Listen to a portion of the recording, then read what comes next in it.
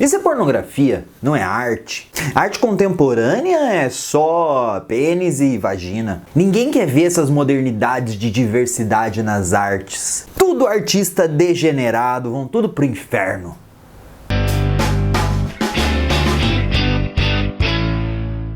Quando a gente escuta ou lê essas frases, é muito engraçado, né? Porque parece que a arte desde sempre foi uma coisa imaculada, que os artistas sempre pintaram temas comportados, que essa coisa de diversidade é uma coisa inventada nos nossos dias, é uma coisa que nunca existiu. Foi inventada ontem. Por acaso, só apareceram gays assim nos últimos 5 anos, porque...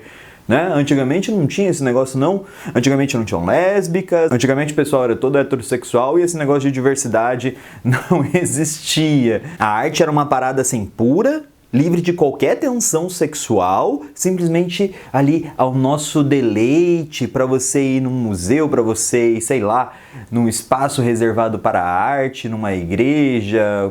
qualquer coisa assim, e lá você não ia ver nenhuma menção a nada sexual, não ia ver uma vagina, não ia ver um pênis, não ia ver uma cena de sexo, não ia ver nada. Você ia ver pessoas comportadas, bonitinhas ali se comportando, mas é só você ver algumas obras antigas que esse mito cai completamente por terra, que a gente vai ver que não tem nada a ver. A arte, ela sempre esteve ligada com essa questão sexual. Afinal, a questão sexual é uma coisa da vida do ser humano.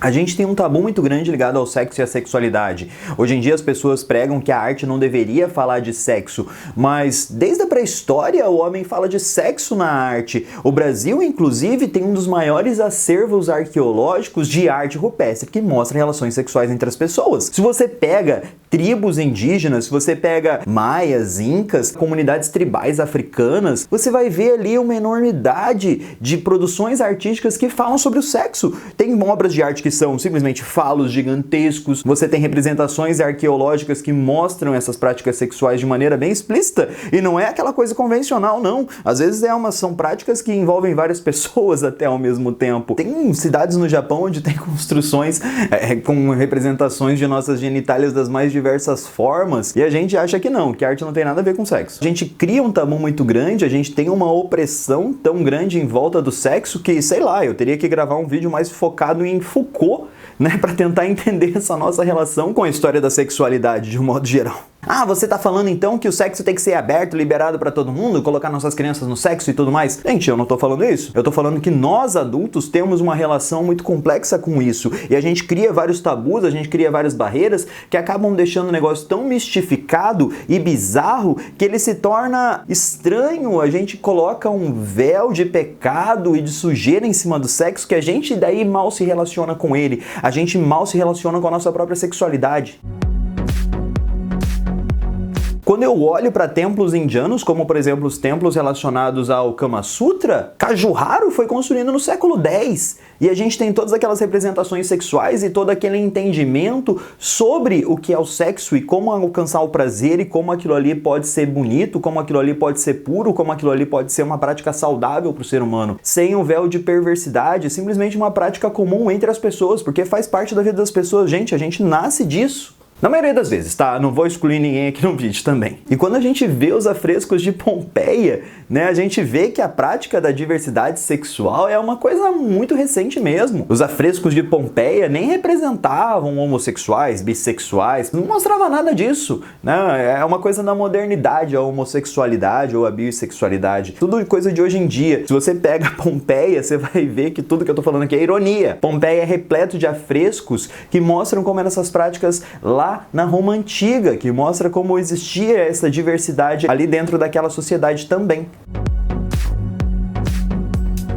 Inclusive a gente fala que os artistas de hoje em dia são perversos, mas a maioria das obras de arte que falam sobre sexo e geram polêmica hoje em dia são obras velhas. Se eu pego trabalhos de Michelangelo, eu tenho trabalhos que falam sobre zoofilia. Gente, Mitologia grega fala sobre zoofilia o tempo todo. É uma parada que está inerente à sociedade humana. Óbvio, eu não estou aqui incentivando a zoofilia. Eu acho que pro sexo tem que haver um consentimento entre as partes e na zoofilia não tem. Mas isso é uma questão mitológica, né? A gente tem até, sei lá, políticos que falam que já praticaram zoofilia na vida. Eu acho que a grande questão que a gente está vivendo aqui hoje em dia, nos dias de hoje, não é que hoje em dia as obras de arte falam sobre sexo ou falam sobre sexualidade, porque isso a gente já viu que elas sempre falaram.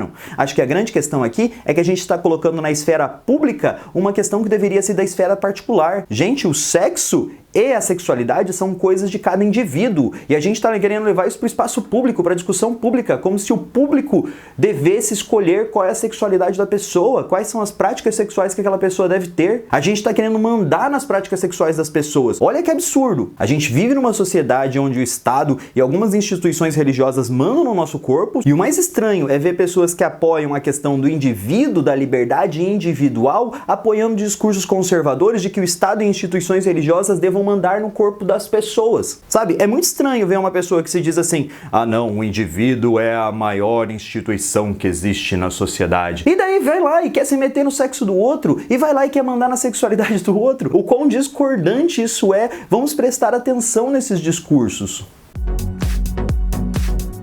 A pessoa é a favor da tal liberdade individual, mas daí ela quer controlar o que a pessoa faz no seu sexo, o que a pessoa faz da sua sexualidade e o que a pessoa faz da sua obra de arte. Gente, os materiais artísticos geralmente são dos artistas e eles fazem o que bem entendem com aquilo. Então deixa a pessoa se expressar. Liberdade de expressão é um direito básico, tá lá na Carta dos Direitos Humanos, assinada nos Estados Unidos, né? Vários países também participaram daquele processo. Então vamos racionalizar um pouquinho mais sobre isso, vamos pensar um pouquinho mais sobre isso. Será que eu, enquanto indivíduo, estou metendo o bedelho na vida do outro indivíduo? Será que eu tenho esse direito?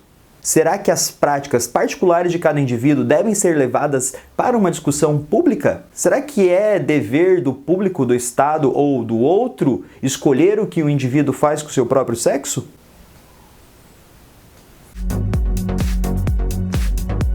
Bem, isso que eu nem entrei nos trabalhos orientais, ou então a série do Jeff Koons, Made in Heaven, porque eu acho que aqui a gente tem bastante assunto cabeludo para tratar. Galera, espero que vocês tenham gostado desse vídeo. Diga aí nos comentários o que você acha sobre essa relação entre arte e sexo, e arte e sexualidade. Quero saber também aquilo que vocês pensam. Um grande beijo, a gente se vê por aí. Tchau, tchau.